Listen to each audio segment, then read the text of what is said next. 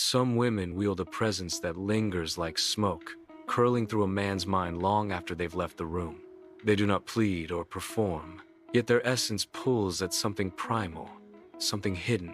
Carl Jung, the cartographer of the soul, called this hidden force the shadow, the unacknowledged desires, fears, and truths buried beneath the ego's polished surface. The archetypal woman who embodies her dark feminine energy becomes a mirror to this shadow, stirring a craving in men that they cannot name. This is not a game of seduction, but a dance of souls, where her untamed power unveils his deepest unrest. Imagine a man, his life a fortress of control, his smile a mask crafted to conceal the chaos within. Jung's shadow dwells here, in the corners of his psyche, where vulnerability festers, where longing whispers truths he dares not speak. Enter the feminine archetype, a woman whose energy is not soft or submissive, but raw, magnetic, untouchable. She moves through the world like a storm held in pause, her gaze piercing yet distant, her silence a canvas for his projections. She is the anima, Jung's embodiment of the soul's feminine muse, but laced with a darkness that unsettles his ego. This is the first turning point. Her dark feminine energy does not comfort his surface. It beckons to the parts of him he has locked away. This woman, steeped in stoic resolve, carries herself with a quiet sovereignty that trauma psychology might trace to her own healed wounds.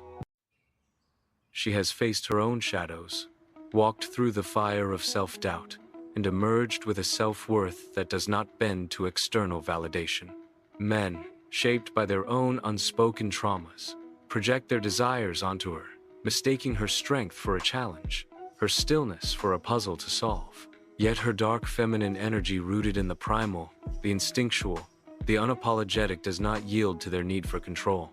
Instead, it amplifies their craving, pulling them toward her like moths to a flame they cannot touch. This is the second truth. His desire is not for her, but for the shadow she reveals within him. Picture a twilight garden, the air thick with the scent of jasmine, where she stands alone, her silhouette framed by the fading light. He approaches, drawn by an impulse he cannot name, his words faltering under the weight of her presence. She does not fill the silence with explanations or reassurances. Instead, she lets it hang, heavy and alive. Jung's anima theory whispers that she is the reflection of his soul's unclaimed desires, a mirror to the tenderness and chaos he has buried. Stoicism teaches her to embrace this moment without clinging, to let his projections fall like rain without soaking her soul. This is the third turning point. Her silence becomes a force, a dark feminine power that forces him to confront the man he hides. His craving deepens, a restless hunger born in the tension between what he wants and what he cannot have. Trauma psychology reveals the roots of this longing. The wounded boy within him seeks salvation in her strength, yet her refusal to play savior only intensifies his pull. She is not cruel, but whole. Her dark feminine energy, a blend of softness and steel, desire and detachment. Jung's concept of individuation guides her. She has integrated her own shadows, embraced her complexities, and found peace in her own skin. This wholeness is what makes her magnetic, what makes him ache for a connection he cannot define. The fourth truth unfolds. He craves not her body, but the truth she embodies, the courage to face what lies beneath.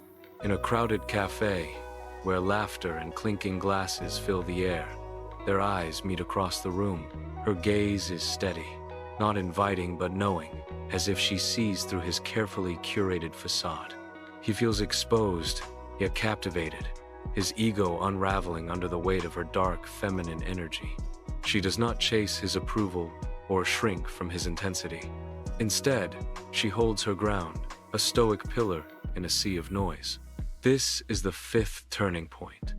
Her refusal to perform for his desire forces him to question his own. Jung's shadow work whispers that this discomfort is the beginning of his awakening, a call to face the parts of himself he has long ignored. As the days pass, her presence becomes a haunting melody in his mind, a reminder of the man he could be if he dared to look within. She does not linger to guide him, nor does she falter under his scrutiny. Her dark feminine energy is not a weapon, but a beacon, illuminating the path to her own liberation. Stoic wisdom teaches her to release what does not serve her, while Jung's individuation reminds her that her power lies in being whole, not in being needed. She walks away, not with anger, but with the quiet certainty of a woman who knows her worth. This is the final truth. The man craves her dark feminine energy because it forces him to see his own shadow, and in that seeing, he is forever changed. In the end, she stands alone on a windswept cliff, the horizon ablaze with the colors of dusk. Her silhouette is a testament to her journey, a woman who has danced with her shadows and emerged unbowed, a longing that is less about her and more about the truth she unveiled. The dark feminine does not conquer through force, but through presence, through the courage to be whole in a world that begs for fragments. The woman who embraces her darkness isn't distant, she simply sees more. And there you have it, a tale of shadows, desire, and the kind of feminine power that reshapes souls. FunnyFun, your one storyteller, just took you on a ride through the heart of Jung's wisdom. And now it's your turn to light up the world. If this story made your soul do a little dance, smash that like button, hit subscribe, and share it with every woman. FunnyFun's got more mind-blowing stories waiting. Thanks for watching FunnyFun.